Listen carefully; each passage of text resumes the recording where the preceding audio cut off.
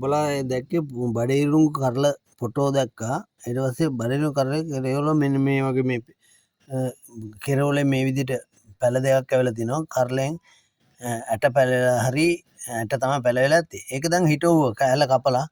අපි බලමු මොකද්ද තත්ත්වය කොහොමද කියලා. මේ දැන් ඒක සිටවනවා මේ. අපි ඉදිරියේදී දැන් මෙයාගේ බඩේරුඟු කරලෙම පැලවෙච්ච දෙකක් ඉදිරියේදී මෙයා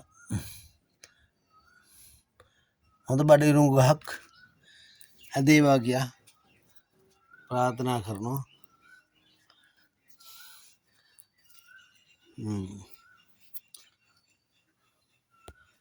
මේ 50-25 MB මානිගම් පාර වැල්මිල්ල කියන එදින් 50-25 MB මානිගම් පාර වැල්මිල්ල කියන එක ගෙදර තමයි මේ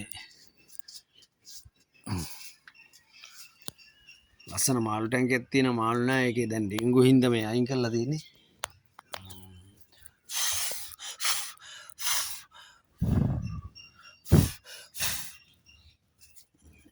තුරියන් සහ පරිසරේ